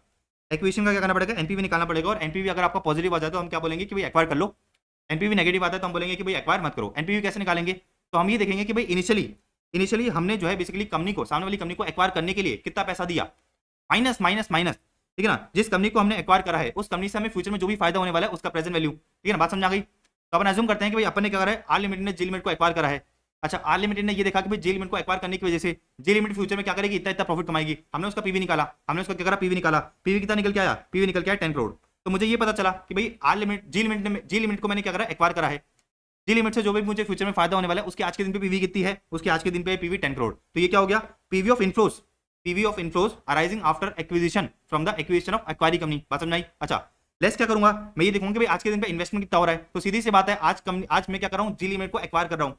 आज मैं क्या कर रहा हूँ, जी लिमिटेड को एक्वायर कर रहा हूँ। तो हो सकता है कि भाई टर्म्स ऑफ एक्विजिशन ऐसे हो सकता है कि भाई टर्म्स ऑफ एक्विजिशन ऐसे हो कि भाई मुझे क्या करना पड़ रहा है, जी लिमिटेड के शेयरहोल्डर्स को शेयर्स इशू करने पड़ रहे हैं, जी लिमिटेड के शेयरहोल्डर्स को डिबेंचर भी इशू करने पड़ रहे हैं। अच्छा, हो सकता है कि भाई जी लिमिटेड की मैं क्या कर रहा हूँ, कुछ एक्सटर्नल लायबिलिटी भी सेटल कर रहा हूँ। तो ये तो ये पैसा आपकी जेब से जा रहा है ना, भाई आपने शेयर इशू करे, ये आपने क्या करे, शेयर इशू करे, तो ये आपका क्या है, कंसिडरेशन, आप पैसा दे रहे हो, आप एक तरह से क्या कर रहे हो, एक तरह से कंसिडरेशन दे रहे हो, आपकी जेब से पैसा जा रहा है। तो ये क्या है, आपका इनिशियल इन्वेस्टमेंट है। तो आपकी जेब से क्या गया, आपने शेयर इशू करे, मतलब ये बेसिकली क्या है, इन्वेस्टमेंट है। इस तरह से आपने क्या करा, डिबेंचर इशू करा, ये भी आपका क्या है, कंसिडरेशन है। अच्छा, हो सकता है कि भाई सामने वाली कंपनी की आप कुछ लायबिलिटी सेटल कर रहे हो सकता है सामने वाली कंपनी के कर रहे हो कुछ लायबिलिटी सेटल कर रहे हो। अच्छा, सामने वाली कंपनी के हो सकता है कुछ एसेट्स हो, ठीक है ना, उनको आप क्या करोगे, बेचोगे तो आपको फायदा होगा। तो अपन अज्यूम करते हैं कि भाई आपने क्या करा, आपने जो है 1 करोड़ के शेयर इशू करे, आपने क्या करा, 1 करोड़ की लायबिलिटी सेटल करी सामने वाली कंपनी की, आपने जो है 1 करोड़ के डिबेंचर इशू करे। तो बेसिकली 3 करोड़ जो है बेसिकली क्या हो रहा है, इनिशियल इन्वेस्टमेंट हो रहा है। लेकिन जब सामने वाली कंपनी को आप एक्वायर कर रहे हो तो उसकी कंपनी के क्या होंगे, डेटर्स होंगे, इन्वेंट्रीज होगी, कैश होगी। अच्छा, डेटर्स होगी, इन्वेंट्रीज होगी, कैश होगी। तो डेटर्स और इन्वेंट्री से आपको पैसा मिलेगा, डेटर्स और इन्वेंट्री से आपको क्या मिलेगा, पैसा मिलेगा। तो आज के दिन पे आपने क्या करा, उस कंपनी को एक्वायर करा, तो उसकी जो इन्वेंट्रीज है, उनकी डेटर्स है, उनसे पैसा कलेक्ट करा होगा। तो अपन अज्यूम करते हैं कि आपने कितना पैसा कलेक्ट करा, आपने जो बेसिकली 50, आपने क्या करा, 50 लाख का पैसा कलेक्ट करा। इसी तरह से सामने वाली कंपनी का जो कैश है वो आपके पास मिल गया, सामने वाली कंपनी का जो कैश है वो आपके पास आ गया। तो मतलब इतना पैसा आपको जो है कम देना पड़ रहा है, इतना पैसा आपको क्या करना पड़ रहा है, कम देना पड़ रहा है। तो 1 करोड़ प्लस 1 करोड़ प्लस 1 करोड़ कितना हो गया, 3 करोड़ हो गया। 3 करोड़ से मैं क्या करूंगा, 1 करोड़ को लेस करूंगा, तो आपका इनिशियल इन्वेस्टमेंट कितना हो जाएगा, आपका इनिशियल इन्वेस्टमेंट आ जाएगा बेसिकली कितना हो गया, ये 2 करोड़। तो आपको जो एनपीवी कितना आ गया, पॉजिटिव आ गया। तो आप क्या बोलोगे कि भाई हमें क्या करना चाहिए, कंपनी को एक्वायर कर लेना चाहिए। ठीक है, बात समझ आ गई। तो इस तरह का आपको क्वेश्चन दे रखा है, इस तरह का जो है आपको क्वेश्चन दे रखा है, कहां पर आपको जो बेसिकली आईसीएमएट में जो है क्वेश्चन नंबर 30 मिल जाएगा। वहां पर अपन को क्या करना है, वहां पर जो है अपने को बेसिकली इस तरह से जो है क्वेश्चन को सॉल्व करना है। बात समझ आ गई। आप ये देखोगे कि जो आपने कंपनी को एक्वायर करा है, जो भी आपने क्या करा है, कंपनी को एक्वायर करा है, ठीक है ना, फ्यूचर में उस कंपनी से जो भी फायदा होने वाला है उसका पीवी निकालो, लेस क्या करो, इनिशियल इन्वेस्टमेंट कर दो। इनिशियल इन्वेस्टमेंट कैसे निकालोगे, भाई आप क्या करो, शेयर इशू करो, मतलब कंसिडरेशन दे रहे हो। अच्छा, डिबेंचर इशू करो, मतलब आपकी जेब से क्या जा रहा है, मतलब सीधी सी बात है, डिबेंचर इशू करो तो आपकी जेब से पैसा जाएगा एक ना एक दिन। इस तरह से आप लायबिलिटी सेटल करो तो आपकी जेब से पैसा जाएगा। लेकिन सामने वाली कंपनी के डेटर्स और इन्वेंट्रीज होंगे, तो उसको जब बेचोगे तो पैसा मिलेगा आपको। इस तरह से आपका जो कैश है, सामने वाली कंपनी का जो कैश है वो आपका कैश हो गया। भाई इतना पैसा आपका कम लग रहा है, इतना पैसा जो है आपका क्या हो रहा है, कम लग रहा है। तो मतलब इसको क्या करेंगे, इसको जो है अपन लेस कर देंगे, इसको अपन क्या करेंगे, मोटा मोटा लेस कर देंगे। लॉजिकली बात समझ आ गई। तो आपको जो है इनिशियल इन्वेस्टमेंट कितना आ गया, 2 करोड़ आ गया। तो 10 करोड़ में से 2 करोड़ को मैंने लेस करा, तो आपका एनपीवी कितना आ गया, 8 करोड़ आ गया। एनपीवी पॉजिटिव, तो हम क्या कहेंगे, हम कहेंगे कि भाई आपको क्या करना चाहिए, एक्वायर कर लेना चाहिए कंपनी को। आपको जो क्या करना चाहिए, एक्वायर कर लेना चाहिए कंपनी को। तो ये जो पूरा फॉर्मेट है, जो पूरा का पूरा फॉर्मेट है, अपन ने आईसीएमएट के जो है, आईसीएमएट का जो बेसिकली क्वेश्चन नंबर 30 है उधर से उठाया है। आईसीएमएट का जो क्वेश्चन नंबर 30 है, एक्जैक्टली सारी चीजें, सारी इन्फॉर्मेशन दे रखी है, इन्फॉर्मेशन पुट करनी है, एनपीवी आपको मिल जाएगी। Done, easy. आगे बढ़े। अच्छा, आपने एक चीज पढ़ रखी होगी, आपने जो है बेसिकली एक चीज पढ़ रखी होगी कि भाई कंपनी में जो टोटल शेयर्स होते हैं, कंपनी में जो टोटल शेयर्स होते हैं, तो कुछ शेयर जो है प्रमोटर्स के पास होते हैं और कुछ शेयर जो है क्या होते हैं, आउटसाइड पब्लिक के पास होते हैं। कुछ शेयर्स क्या होते हैं, आउटसाइड पब्लिक के पास होते हैं, ठीक है ना। तो कुछ शेयर्स जो है कंपनी के मालिक के पास होते हैं और कुछ शेयर्स क्या होते हैं, आउटसाइड पब्लिक के पास होते हैं। तो फॉर एग्जाम्पल अपन अज्यूम करते हैं कि कंपनी में टोटल शेयर्स कितने हैं, कंपनी में जो टोटल शेयर्स है वो 1 लाख है। 1 लाख में से 20,000 शेयर्स प्रमोटर्स के पास है, कंपनी के मालिक के पास है, और 80,000 शेयर्स किसके पास है, 80,000 शेयर्स है जो है मालिक के पास है। अगर क्वेश्चन आपसे ये पूछता है, अगर क्वेश्चन आपसे ये पूछता है कि भाई आपको क्या करना है, फ्री फ्लोट मार्केट कैपिटलाइजेशन निकालना है, फ्री फ्लोट मार्केट कैपिटलाइजेशन निकालना है, इसका मतलब क्या है कि भाई वो ये पूछना चाह रहा है कि जो शेयर्स कंपनी के जो शेयर्स आउटसाइड पब्लिक के पास है, कंपनी के जो शेयर्स पब्लिक के पास है उनकी मार्केट वैल्यू कितनी है। तो पब्लिक के पास कितने शेयर्स है, 80,000 शेयर्स है। अपन अज्यूम करते हैं कि मार्केट वैल्यू कितनी है, 10 लाख है, सॉरी मार्केट वैल्यू कितनी है, 10 है, मार्केट वैल्यू कितनी है, 10 है। एक शेयर की एमपीएस कितनी है, एक शेयर की मार्केट प्राइस है 10। तो आप जो है फ्री फ्लोट मार्केट कैपिटलाइजेशन निकाल सकते हो क्या, 80,000 इंटू क्या करूंगा, 80,000 इंटू करोगे मार्केट प्राइस पर शेयर। तो देखो क्या दे रखा है, फ्री फ्लोट मार्केट कैपिटलाइजेशन का मतलब क्या है, market capitalization of shares held by the outside public. तो आउटसाइड पब्लिक के पास जो शेयर्स हैं, आउटसाइड पब्लिक के पास जो क्या है शेयर्स हैं, उनकी मार्केट वैल्यू कितनी है। फॉर्मुला कैसे है, फ्री फ्लोट मार्केट कैपिटलाइजेशन का फॉर्मुला क्या है कि भाई आउटसाइड शेयरहोल्डर्स के पास कितने शेयर्स है इनटू एक शेयर का प्राइस कितना है। लॉजिकल बात समझ आ गई। अच्छा, आउटसाइड शेयरहोल्डर्स के पास कितने शेयर्स है कैसे निकालोगे, कंपनी में टोटल कितने शेयर्स है उसमें से लेस कर दोगे, शेयर्स कितने प्रमोटर्स के पास हैं। तो 1 लाख में से मैं क्या करता हूँ, अगर 80,000 सॉरी 1 लाख में से अगर मैं 20,000 लेस करता हूँ 1 लाख टोटल शेयर्स हैं, उसमें से 20,000 जो है प्रमोटर्स के पास है, तो आउटसाइड पब्लिक के पास कितने हैं? आउटसाइड पब्लिक के पास है बेसिकली 80,000। बात समझ में आ गई आपको? बात समझ में आ गई होगी। अच्छा आगे बढ़े। क्वेश्चन अगर आपसे पूछता है कि भाई आपको जो है बुक वैल्यू पर शेयर निकालना है, आपको क्या करना है? बुक वैल्यू पर शेयर निकालना है, आपको जो है क्या करना है? बुक वैल्यू पर शेयर निकालना है। तो फॉर्मुला क्या होगा? सीधी सी बात आप ये देखोगे भाई कंपनी की बुक वैल्यू कितनी है, अपन क्या करोगे? अपन करोगे total number of shares. Book value का मतलब क्या है? बुक वैल्यू का मतलब है इंट्रिंसिक वैल्यू। भाई नेटवर्थ समझ सकते हो आप, क्या समझ सकते हो? नेटवर्थ समझ सकते हो। नेटवर्थ कैसे निकालते हो भाई? ये बैलेंस शीट है, ये क्या है? आपकी बैलेंस शीट है। यहाँ पर आपका क्या होता है? इक्विटी शेयर कैपिटल होता है। यहाँ पर अपन अज्यूम कर लेते हैं ये इक्विटी शेयर कैपिटल है, ये रिजर्वेशन सरप्लस है, ये आपकी लाइबिलिटीज है, और ये क्या होंगे? आपके एसेट्स होंगे। ये क्या होंगे? आपके एसेट्स होंगे। तो अगर आपसे जो है मैं कहूँ कि भाई आप जो है कंपनी की बुक वैल्यू निकालो, इंट्रिंसिक वैल्यू निकालो, निकाल सकते हो क्या? बिल्कुल निकाल सकते हो। एसेट्स माइनस लाइबिलिटीज कर दोगे, एसेट्स में से क्या करोगे? लाइबिलिटीज कर दो, लाइबिलिटीज को माइनस कर दोगे। एसेट्स में से लाइबिलिटीज को माइनस कर दोगे तो आपको जो है क्या मिल जाएगी? आपको जो है बेसिकली नेटवर्थ मिल जाएगी, बुक वैल्यू मिल जाएगी। अपन अज्यूम करते हैं कि भाई कंपनी है आरजी लिमिटेड, आरजी लिमिटेड के पास जो है बेसिकली 10 रुपए की क्या है? एसेट्स हैं, 2 रुपए की क्या है? लाइबिलिटीज हैं। तो आप जो है इस कंपनी की वैल्यू निकाल सकते हो क्या? अगर ये कंपनी बंद हो जाती है, फॉर एग्जांपल अगर इस कंपनी को मैं बंद कर देता हूं, तो 10 रुपए के एसेट्स मेरे पास आएंगे, 10 रुपए के एसेट्स मेरे पास आएंगे, उसमें से मैं क्या करूंगा? 2 रुपए जो है लाइबिलिटीज पेमेंट कर दूंगा। तो कंपनी के मालिक के पास कितना बचेगा? कंपनी के मालिक के पास बचेगा 8 रुपया। 8 रुपए जो है कंपनी के मालिक के पास बचेगा। तो वही तो निकाल रहे हैं अपन, वही तो निकाल रहे हैं। बुक वैल्यू का मतलब क्या है? नेटवर्थ निकालो। क्या करूंगा मैं? एसेट्स में लाइबिलिटीज को माइनस कर दूंगा तो मुझे क्या मिल जाएगी? बुक वैल्यू मिल जाएगी। तो देखो क्या करना है आपको, आपको क्या करना है? सारे के सारे एसेट्स उठाने हैं, सारे के सारे एसेट्स उठाने हैं, उसमें से क्या करोगे? लाइबिलिटीज को लेस कर दोगे। लेकिन आपको एक इंपॉर्टेंट पॉइंट ध्यान रखना है कि भाई इन एसेट्स के अंदर, इन एसेट्स के अंदर क्या इंक्लूड नहीं होता? इन एसेट्स के अंदर जो है बेसिकली आपका प्रीलिमिनरी जो खर्चा है या फिर जो आपका डिफर्ड रेवेन्यू खर्चा है वो इंक्लूड नहीं होता। ये बेसिकली आपके एसेट्स नहीं है। तो आपको ये ध्यान रखना पड़ेगा कि भाई टोटल एसेट्स में क्या इंक्लूड नहीं होता? आपको जो प्रीलिमिनरी खर्चा है, जो आपका क्या है अनअमोर्टाइज्ड प्रीलिमिनरी खर्चा है, या फिर जो आपका डिफर्ड रेवेन्यू खर्चा है वो इंक्लूड नहीं होता, क्योंकि ये बेसिकली आपका एसेट नहीं है, इससे आपको जो है बेसिकली पैसा नहीं मिलने वाला। बात समझ आ गई? अच्छा अगर आप क्या करते हो, आप जो है एसेट्स माइनस लाइबिलिटीज करते हो तो आपको क्या मिल जाएगा? आपको जो है बेसिकली मिल जाएगा नेटवर्थ। कितना निकल के आ गया? आपका जो नेटवर्थ निकल के आ गया 8। आपका नेटवर्थ कितना निकल के आ गया? 8। अच्छा अपन अज्यूम करते हैं कि भाई आपके एसेट्स है 9 के, आपका जो बेसिकली डिफर्ड रेवेन्यू एक्सपेंस है वो कितना है? 1 है। तो आप मुझे बता सकते हो क्या? आप जो है मुझे बता सकते हो क्या कि भाई बेसिकली आपकी बुक वैल्यू कैसे निकलेगी? बिल्कुल बता सकता हूं मैं। आप क्या करोगे? आप जो बेसिकली डिफर्ड रेवेन्यू खर्चे को, जो डिफर्ड रेवेन्यू खर्चा है उसको जो है इंक्लूड करोगे नहीं। तो आपके एसेट कितने? 9। 9 माइनस 2 कितना होता है? 9 माइनस 2 होता है बेसिकली आपका 7। 9 माइनस 2 कितना हो गया? 7 हो गया। 9 माइनस 2 7 हो गया। बात समझ आ गई? तो आप क्या करोगे? 9 माइनस 2 करोगे तो क्या आ जाएगा? 7 आ जाएगा। क्या आ जाएगा? 7 आ जाएगा। तो बेसिकली एक तो तरीका क्या है कि भाई एसेट्स माइनस लाइबिलिटीज कर दो, एक तो तरीका क्या है कि भाई आप क्या करो? एसेट्स माइनस लाइबिलिटीज कर दो। अच्छा ये मेरी बैलेंस शीट का टोटल कितना होगा? 10। इधर भी टोटल कितना होगा? 10। तो बेसिकली मेरा जो नेटवर्थ है, सॉरी जो मेरा आपका इक्विटी शेयर कैपिटल है, जो आपका रिजर्व एंड सरप्लस है वो कितना आएगा? 8। तो बेसिकली आपका जो इक्विटी शेयर कैपिटल है, जो आपका रिजर्व एंड सरप्लस है वो 8 है, लेकिन बेसिकली आपका बुक वैल्यू कितना है? आपका बुक वैल्यू है 7। आपका बुक वैल्यू है 7 क्योंकि क्योंकि क्योंकि क्योंकि ये जो आपका डिफर्ड रेवेन्यू एक्सपेंडिचर है, ये जो आपका डिफर्ड रेवेन्यू एक्सपेंडिचर है वो आपका एसेट नहीं होता। तो मैंने आपको बताया कि भाई आप क्या कर सकते हो? एसेट माइनस लाइबिलिटीज कर सकते हो। एसेट के अंदर क्या इंक्लूड मत करना? डिफर्ड रेवेन्यू को खर्चा, डिफर्ड रेवेन्यू खर्चा इंक्लूड मत करना। तो क्या हो जाएगा? 9 माइनस 2 हो जाएगा। तो 9 माइनस 2 कितना होता है? 7 होता है। अच्छा मैं आपसे ये कहूं कि भाई आप जो है बेसिकली डायरेक्टली क्या करो? डायरेक्टली बुक वैल्यू निकालो। तो निकाल सकते हो क्या? आप जो डायरेक्टली पकड़ सकते हो, आप जो क्या कर सकते हो? डायरेक्टली पकड़ सकते हो। भाई इक्विटी शेयर कैपिटल और रिजर्व एंड सरप्लस कितना हो गया? ये 8 हो गया। लेकिन आपको क्या करना पड़ेगा? फिर इसमें से जो है बेसिकली डिफर्ड रेवेन्यू एक्सपेंडिचर को लेस करना पड़ेगा। तो 8 माइनस 1 करोगे तब आएगा 7। तो बेसिकली आप क्या कर सकते हो? एसेट अप्रोच से कर सकते हो या लाइबिलिटीज अप्रोच से कर सकते हो। आपकी जो बुक वैल्यू वो सेम ही आएगी। तो मैंने क्या बोला? मैंने ये बोला कि भाई आप क्या तो क्या करो? टोटल एसेट्स में से क्या करो? टोटल एसेट्स में से जो है बेसिकली टोटल एसेट्स में टोटल लायबिलिटीज को लेस कर दो। लेकिन टोटल एसेट्स में से ये वाले जो है एसेट को इंक्लूड मत करना, क्योंकि एक्चुअल में ये एसेट नहीं होते। दूसरा तरीका क्या है?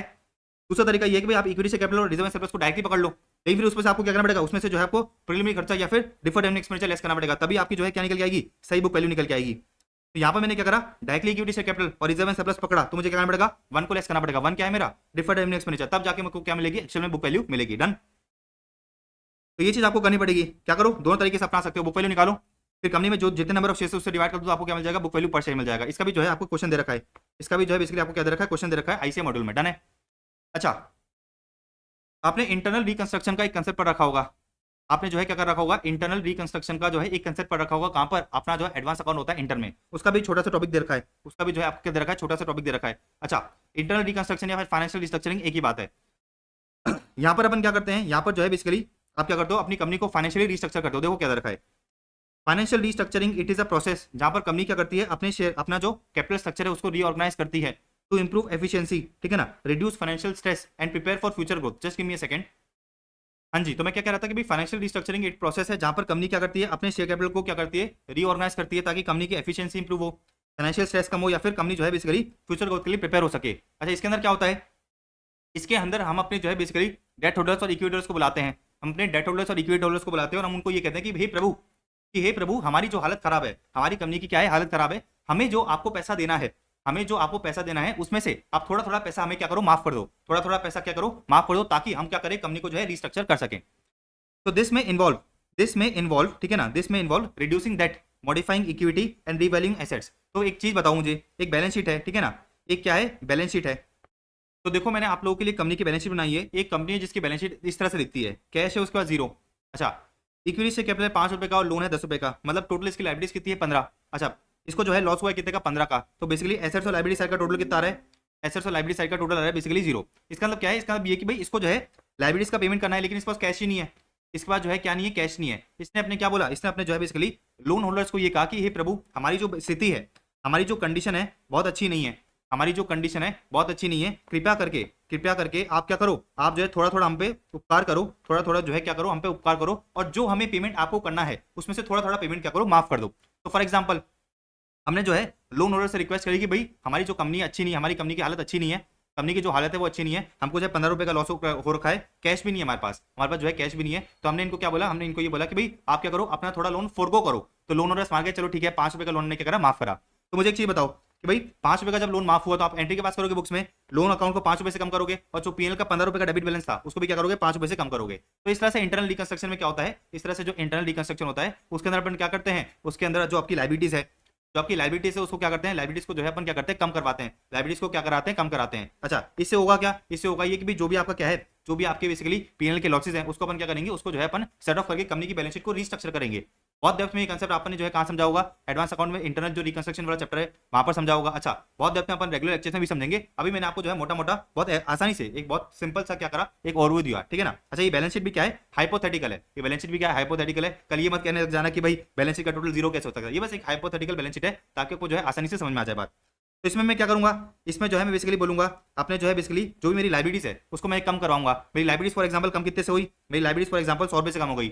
अच्छा, मेरे जो एसेट्स हैं उनका रिवैल्यूएशन कराऊंगा, तो रिवैल्यूएशन से क्या होगा, उनकी वैल्यू बढ़ेगी। तो कितनी वैल्यू बढ़ी, अपन अज्यूम करते हैं 100 रुपए से इसकी वैल्यू बढ़ गई।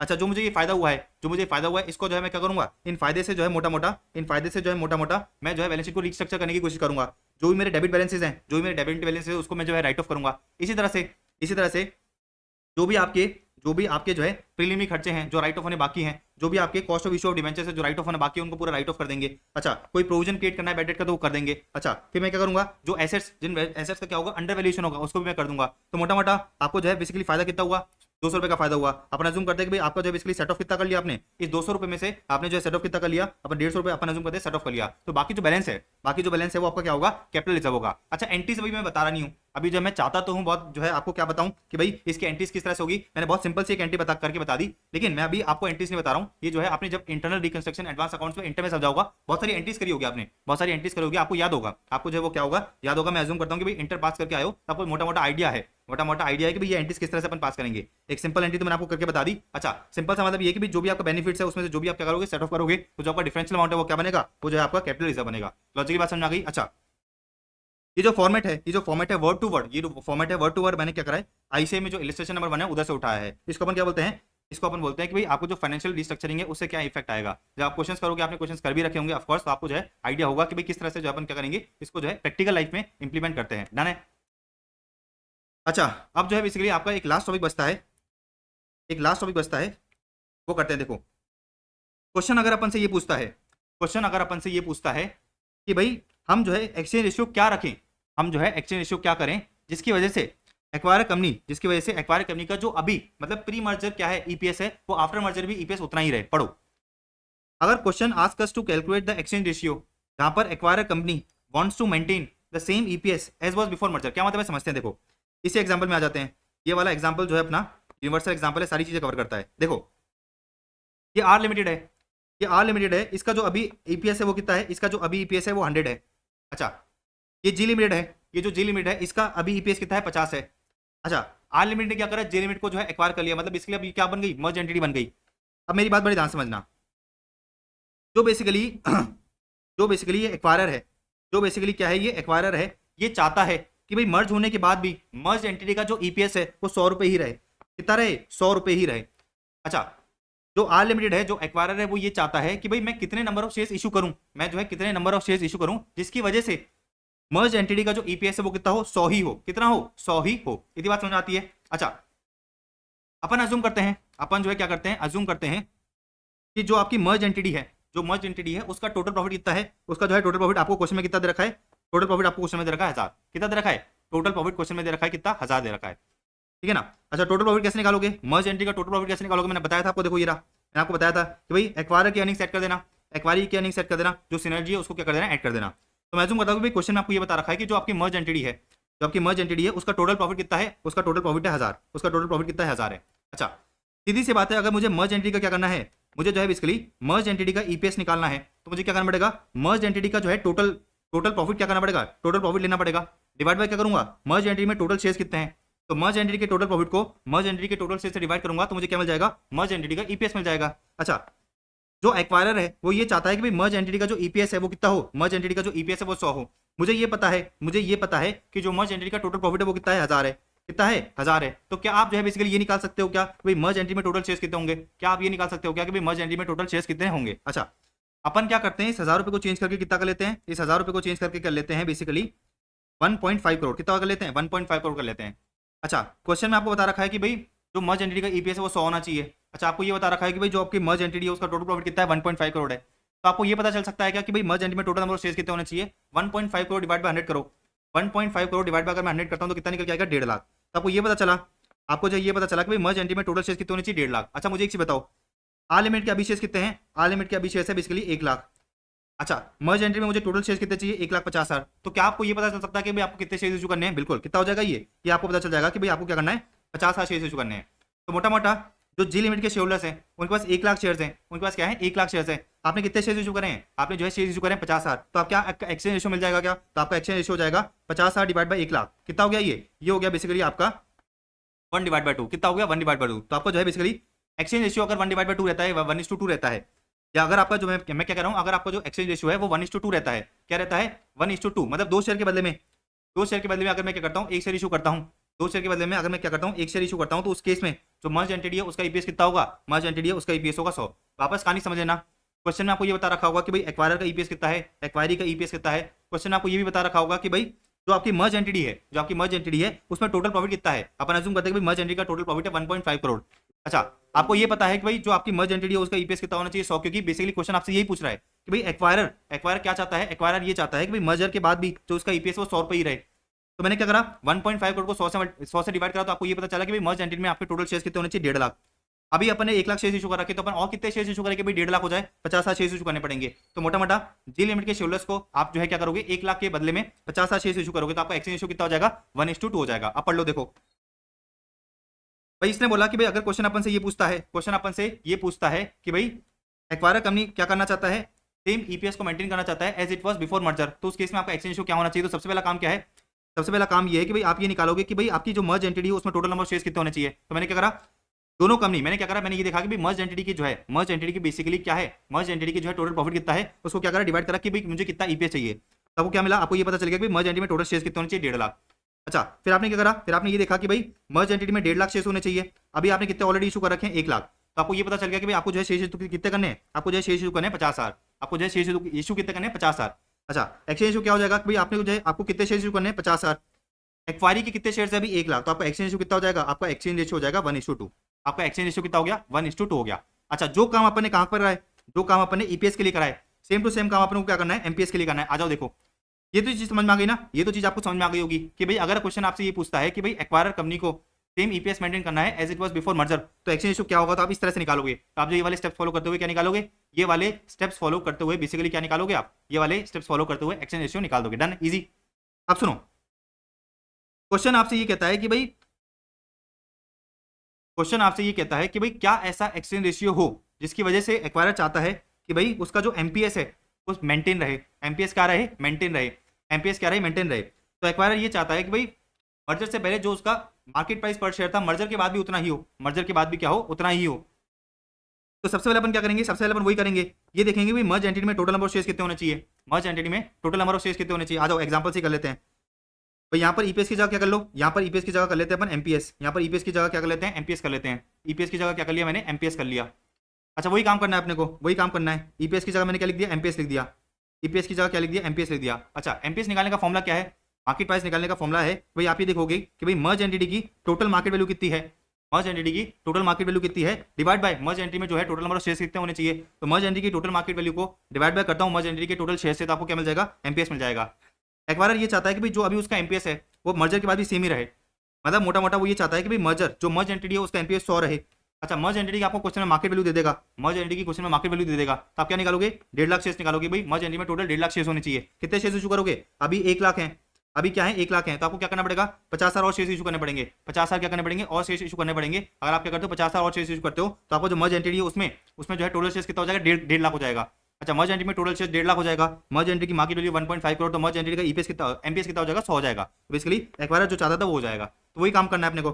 सबसे पहले अपने क्या करा, सबसे पहले अपने जो है basically total number of shares निकाले, कितने निकल गया 1.5 लाख। फिर अपन ये देखेंगे भाई कितने शेयर्स इशू करने हैं, तो मैंने क्या करा, मैंने जो है बेसिकली ये देखा कि भाई अभी जो है बेसिकली टोटल शेयर्स कितने होने चाहिए, 1.5 लाख। एक्वायरर के कितने शेयर्स बिफोर मर्जर 1 लाख, तो 1,50,000 माइनस 1 लाख कितना हो गया, 50,000, सेम काम। और फिर अपने क्या करा, एक्सचेंज रेशियो निकाल दिया, फिर अपने क्या करा, एक्सचेंज रेशियो निकाल दिया। तो क्वेश्चन में आपको क्या करेगा, क्वेश्चन में जो है बेसिकली आपको ये बता देगा, क्वेश्चन में आपको ये बता देगा कि मर्ज एंटिटी का मार्केट वैल्यू कितना है। अगर क्वेश्चन में आपको मर्ज एंटिटी का मार्केट वैल्यू नहीं बता रखा तो आप क्या करोगे, आप एक्वायरर का जो है मार्केट वैल्यू निकालोगे और एक्वायरी का मार्केट वैल्यू निकालोगे, उन दोनों को ऐड कर दोगे तो आपको क्या मिल जाएगा, आपको जो मर्ज एंटिटी का मार्केट वैल्यू मिल जाएगा। तो market capitalization of acquirer and acquiree, market capitalization of acquirer plus acquiree, market capitalization of acquirer plus acquiree divide by MPS to maintain. तो देखो मैंने आपको बताया ना कि भाई या तो क्वेश्चन में आपको जो है ये मर्ज एंटिटी का मार्केट वैल्यू दे देगा, कितना है 1.5 करोड़ है, कितना है 1.5 करोड़ है। अच्छा, क्वेश्चन में अगर आपको जो है मर्ज एंटिटी का मार्केट वैल्यू नहीं देता है, क्वेश्चन में आपको जो है मर्ज एंटिटी का मार्केट वैल्यू नहीं देता है, तो कैसे निकालोगे, सिंपल सा आप ये देखोगे कि भाई आर लिमिट का मार्केट वैल्यू कितना है, डी लिमिट का मार्केट वैल्यू कितना है, इन दोनों को ऐड कर देना, वही अपन क्या मानेंगे, वही अपन मानेंगे मर्ज एंटिटी का मार्केट वैल्यू। इसी तरह से जो ईपीएस कर रहे थे, इसी तरह से जो ईपीएस कर रहे थे, ईपीएस की कैलकुलेशन कर रहे थे, यहाँ पर जो है बेसिकली मर्ज एंटिटी की आपको जो है टोटल प्रॉफिट दे देगा। अगर मर्ज एंटिटी का टोटल प्रॉफिट नहीं देता है तो आप क्या करोगे, एक्वायरर का प्रॉफिट उठाओगे, एक्वायरी का प्रॉफिट उठाओगे, उन दोनों को ऐड कर दोगे, और अगर क्वेश्चन में सिनर्जी बेनिफिट दे रखे हैं तो उसको भी ऐड कर दोगे, तो आपको क्या पता चल जाएगा कि भाई मर्ज एंटिटी का टोटल प्रॉफिट कितना है। Done, easy. अच्छा, एक और चीज समझना, अगर आपसे क्वेश्चन में ये पूछता है कि भाई आर लिमिटेड जो है जी लिमिट को एक्वायर करना चाहती है, आर लिमिट जो है जी लिमिट को एक्वायर करना चाहती है, मैक्सिमम एक्सचेंज रेशियो क्या हो, मैक्सिमम एक्सचेंज रेशियो क्या हो, so maximum exchange ratio acceptable to the acquirer company. अगर आपसे क्वेश्चन में ये पूछता है कि भाई आर लिमिट जी लिमिट को एक्वायर करना चाहती है, आर लिमिट को ये निकालना है कि भाई मैक्सिमम एक्सचेंज रेशियो क्या होना चाहिए, मैक्सिमम एक्सचेंज रेशियो क्या होना चाहिए, तो उस केस में आपको क्या करना पड़ेगा, उस केस में जो आपको ये वाली कैलकुलेशन करके आनी पड़ेगी। मतलब एक्वायरर जो है, एक्वायरर अपना सेम एमपीएस मेंटेन करना चाहता है, एक्वायरर जो है सेम एमपीएस मेंटेन करना चाहता है, तो maximum exchange ratio acceptable to the acquire company अगर आपसे पूछे तो आपको क्या करना है, ये वाली कैलकुलेशन करके आनी है जिसके अंदर एक्वायरर क्या करता है, सेम एमपीएस को मेंटेन करता है। अच्छा, जो काम अपन ने क्या करा, जो काम अपन ने बेसिकली एक्वायरर का करा, अब ये दोनों काम अपने को एक्वायरी का करना है, यही दोनों काम अपने को क्या करना है, एक्वायरी का करना है। आ जाओ, अब देखो क्वेश्चन आपसे ये पूछ रहा है, क्वेश्चन आपसे ये पूछ रहा है कि भाई exchange ratio acceptable to the acquiree company, ठीक है ना। अगर क्वेश्चन आपसे ये पूछता है, क्वेश्चन आपसे क्या पूछता है, क्वेश्चन आपसे ये पूछता है कि भाई चलो पहले नीचे वाला करते हैं, क्वेश्चन आपसे क्या पूछता है, क्वेश्चन आपसे ये पूछता है कि भाई question ask us to calculate the exchange ratio, ठीक है ना, जहां पर एक्वायरी कंपनी चाहती है कि भाई उसका जो ईपीएस है वो मेंटेन हो जाए, उसका जो ईपीएस है वो क्या हो जाए, मेंटेन हो जाए। तो यहाँ पर क्या हो रहा है, एक्वायरी कंपनी ये देखना चाहती है कि भाई हमारा एक्सचेंज रेशियो ऐसा क्या हो, हमारा एक्सचेंज रेशियो ऐसा क्या हो जिसकी वजह से जो हमारा प्री मर्जर ईपीएस है, मतलब मर्जर के पहले जो ईपीएस है, मर्जर के बाद भी मेरा ईपीएस उतना ही हो, मर्जर के बाद भी मेरा ईपीएस क्या हो, उतना ही हो। आ जाओ भाई, एक शेयर होल्डर है, ठीक है ना, जी लिमिट का एक शेयर होल्डर है, जी लिमिट का क्या है, एक शेयर होल्डर है, जी लिमिट का एक शेयर होल्डर है, उसको ये पता है कि भाई आज के दिन पे उसकी जो है एक ईपीएस, एक शेयर की ईपीएस की वैल्यू कितनी है, एक शेयर की ईपीएस की वैल्यू है 50, एक शेयर की ईपीएस की वैल्यू कितनी है, 50 है। अच्छा, अब मेरी बात बड़े ध्यान समझना, उसको ये पता है कि भाई आज के डेट पे मेरी जो ईपीएस की वैल्यू है वो कितनी है, 50 है। अच्छा, वो ये चाहता है, वो बेसिकली ये चाहता है कि भाई मर्जर के बाद जो है उसका जो गेन या लॉस है ना, ये जो गेन या लॉस है ये नील हो, मतलब बेसिकली जो पहले वो ईपीएस कमा रहा था बाद में भी उसको इतना ही ईपीएस मिले, अच्छा, यहाँ पर अपन ने कैलकुलेशन करी थी, और ये देखा था कि भाई एक्वायरी कंपनी का जो मर्ज एंटिटी है वहां पर उसका इफेक्टिव ईपीएस कितना बैठ रहा है, 80, प्री मर्जर कितना था, 50 था, तो उसको 30 रुपए का फायदा हो रहा था, अच्छा, अभी अपन क्या निकाल रहे हैं, अभी अपन ये निकाल रहे हैं कि भाई मिनिमम एक्सचेंज रेशियो क्या हो जिसकी वजह से बेसिकली जो आपका एक्वायरी है, ठीक है ना, जो आपका एक्वायरी कंपनी का शेयर है वो ये चाहता है कि मर्जर से पहले जो ईपीएस था, मर्जर के बाद भी उसको इफेक्टिव ईपीएस उतना ही मिले, मतलब 80 की जगह वो कितना चाहता है, 80 की जगह वो चाहता है कि भाई 50 ही हो, 80 की जगह वो कितना चाहता है, 80 की जगह वो 50 ही चाहता है, 80 की जगह वो 50 ही चाहता है। तो बेसिकली प्री मर्जर उसका 50 था, पोस्ट मर्जर प्री मर्जर उसका 50 था, पोस्ट मर्जर भी उसका कितना हो जाए, 50 हो जाए, पोस्ट मर्जर भी क्या हो जाए, 50 हो जाए। बात समझ आ गई, ठीक है ना। तो पहले अपन ने क्या करा था, पहले अपन ये निकाला था कि उसका इफेक्टिव ईपीएस आफ्टर मर्जर कितना था, 80, तो उसको पर शेयर के बेसिस पे 30 रुपए का फायदा हो रहा था। यहाँ पर अपन ये निकालना चाहते हैं कि जो एक्वायरी कंपनी का शेयर है वो ये चाहता है, एक्वायरी कंपनी का शेयर है वो ये चाहता है कि भाई जो मर्जर से पहले ईपीएस था, मर्जर के बाद भी उसको इफेक्टिव ईपीएस उतना ही मिले, मतलब बेसिकली वो क्या चाहता है, वो ये चाहता है कि भाई post merger EPS into exchange ratio किसके बराबर आ जाए, किसके बराबर आ जाए, pre merger EPS, pre merger EPS, pre merger EPS के बराबर आ जाए, प्री मर्जर ईपीएस के बराबर आ जाए, इसको जो है एक्वायरी कर लेना, इसको जो है क्या करना, एक्वायरी कर लेना, ठीक है। तो देखो फॉर्मुला मैंने समझा दिया, अब देखो नीचे आ जाओ, नीचे आ जाओ, देखो ये रहा फॉर्मुला, क्या है, प्री मर्जर ईपीएस, एक्वायरी का प्री मर्जर ईपीएस किसके बराबर होना चाहिए, post merger EPS into exchange ratio के बराबर होना चाहिए। मैंने फॉर्मुला बता दिया, फॉर्मुले का मैंने आपको लॉजिक बता दिया, फॉर्मुले का क्या करिए, मैंने आपको लॉजिक बता दिया। अच्छा ये वाला फॉर्मुला समझ गए आप, ये वाला फॉर्मुला समझ गए, अब आप जो है एक्सचेंज रेशियो निकाल सकते हो। अब देखो क्वेश्चन में आपको जो है प्री मर्जर ईपीएस, एक्वायरी का प्री मर्जर ईपीएस दे रखा होगा, मतलब क्वेश्चन में आपको ये इन्फॉर्मेशन दे रखी होगी, क्वेश्चन में आपको इन्फॉर्मेशन ये दे रखी होगी। अच्छा पोस्ट मर्जर ईपीएस निकालने की भी आपको क्वेश्चन में इन्फॉर्मेशन दे रखी होगी, पोस्ट मर्जर ईपीएस में आपको निकालने की क्वेश्चन में क्या दे रखी होगी, इन्फॉर्मेशन दे रखी होगी। पोस्ट मर्जर ईपीएस कैसे निकालोगे भाई, अगर आपको मर्ज एंटिटी का ईपीएस निकालना है कैसे निकाल सकते हो भाई, एक्वायरर का अर्निंग ऐड कर देना, एक्वायरी का अर्निंग ऐड कर देना, सिनर्जी बेनिफिट है तो उसको ऐड कर देना, डिवाइड बाय क्या करोगे, डिवाइड बाय करते हो कि भाई एक्वायरर के कितने शेयर्स थे, एक्वायरी के कितने शेयर्स थे इनटू मैंने उसको कितने शेयर्स, उसको जो है किस रेशियो में शेयर्स इशू करें, तो basically total shares of acquiree into exchange issue कर दो, तो आपको ये पता चलता है कि भाई आपने एक्वायरी को कितने शेयर्स इशू करें। तो पोस्ट मर्जर ईपीएस इस फॉर्मूले से निकल जाएगा। तो प्री मर्जर ईपीएस आपको पता है, प्री मर्जर ईपीएस आपको पता है, पोस्ट मर्जर ईपीएस किस तरह से निकालोगे आपको पता है। अच्छा इनटू क्या करोगे, एक्सचेंज रेशियो करोगे। तो बेसिकली इस फॉर्मूले के अंदर बेसिकली आपको ये चीज दे रखी है, ये चीज दे रखी है, एक्सचेंज रेशियो क्या मिलेगा, एज अ बैलेंस फिगर मिल जाएगा, एक्सचेंज रेशियो क्या मिलेगा, एज अ बैलेंस फिगर मिल जाएगा, वही आपका क्या है बेसिकली आपका जो है एक्सचेंज रेशियो है। बात समझ आ गई। तो pre merger EPS, pre merger EPS किसके बराबर होना चाहिए, post merger EPS into exchange ratio के बराबर होना चाहिए। लॉजिकली मैंने आपको बता दिया, लॉजिकली मैंने आपको बता दिया कि भाई जो बंदा है वो ये चाहता है कि उसका प्रॉफिट क्या हो, जीरो हो, मतलब बेसिकली प्री मर्जर ईपीएस और post merger EPS into exchange ratio जो है क्या हो, बराबर होना चाहिए, 50-50 होने चाहिए। तो मैंने आपको बताया भाई क्वेश्चन में आपको प्री मर्जर ईपीएस दे रखा होगा, पोस्ट मर्जर ईपीएस कैसे निकालोगे आपको पता चल जाएगा। आपको जो है बेसिकली ये और ये इन्फॉर्मेशन दे रखी होगी, आपको ये बता रखा होगा कि भाई एक्वायर का अर्निंग कितना है, एक्वायरी का अर्निंग कितना है, सिनर्जी बेनिफिट कितना है। अच्छा एक्वायर के कितने शेयर्स है, एक्वायरी के कितने शेयर्स है, आपको क्या निकालना है, एक्सचेंज रेशियो निकालना है। तो इस फॉर्मुले में क्या करोगे, इस फॉर्मुले को जब आप सॉल्व करोगे तो आपको जो एक्सचेंज रेशियो है, आपको पता नहीं है ना एक्सचेंज रेशियो, तो इस फॉर्मुले से आपको जो है एक्सचेंज रेशियो पता चल जाएगा। तो देखो क्या दे रखा है, by putting about to values, ये वाली जो वैल्यूज है जब मैं इस फॉर्मुले में पुट करूंगा तो आपको क्या मिल जाएगा, एक्सचेंज रेशियो मिल जाएगा, क्योंकि एक्सचेंज रेशियो तो निकालना है अपने को, एक्सचेंज रेशियो ही तो निकालना है। तो by putting to values in the formula mention above आपको जो है एक्सचेंज रेशियो निकल के आ जाएगा। अच्छा जो काम अपन ने क्या करा है, जो काम अपन ने बेसिकली ईपीएस के लिए करा है, एक्जैक्टली डिट्टो काम, एक्जैक्टली डिट्टो काम किसके लिए होगा, एमपीएस के लिए होगा। देखो क्या दे रखा है, एमपीएस बिफोर मर्जर, मतलब बेसिकली एक्वायरी कंपनी अगर ये चाहता है कि भाई मर्जर से पहले जो उसका एमपीएस था, मर्जर के बाद भी उसका इफेक्टिव एमपीएस उतना ही हो, मतलब वो ये चाहता है कोई MPS before merger, MPS after merger into exchange ratio क्या हो, बराबर हो। तो अगेन वही देखो, एमपीएस बिफोर मर्जर आपको क्वेश्चन में दे रखा होगा, एमपीएस आफ्टर मर्जर के लिए आपको इन्फॉर्मेशन दे रखी होगी, कैसे इन्फॉर्मेशन दे रखी होगी आपको ये बता रहा है, आपको ये बताएगा कि भाई एक्वायर का मार्केट वैल्यू कितना है, एक्वायरी का मार्केट वैल्यू कितना है। अगर क्वेश्चन में सिनर्जी बेनिफिट दे देता है तो उसको भी अपन क्या करेंगे, ऐड कर देंगे, divide by total shares of acquire आपको क्वेश्चन में दे रखा होगा। अच्छा plus total shares of acquiree आपको क्वेश्चन में दे रखा होगा, इनटू क्या करोगे, एक्सचेंज रेशियो करोगे, तब आपको ये पता चलेगा, आपको ये पता चलेगा कि भाई आपने जो कितने शेयर्स इशू करे हैं। भाई अगर एमपीएस आफ्टर मर्जर निकालना है तो कैसे निकालूंगा, मैं ये देखूंगा कि भाई मर्ज एंटिटी की मार्केट वैल्यू कितनी है, डिवाइड बाय मर्ज एंटिटी में टोटल शेयर्स कितने होंगे, मर्ज एंटिटी में टोटल शेयर्स कैसे निकालोगे, भाई एक्वायर के कितने शेयर्स थे और एक्वायरी को कितने इशू हुए हैं, एक्वायरी को कितने इशू है कैसे निकालोगे, भाई एक्वायरी के शेयर्स कितने थे, एक्वायरी के शेयर्स कितने थे इनटू एक्सचेंज रेशियो, इनटू क्या होगा बेसिकली एक्सचेंज रेशियो होगा।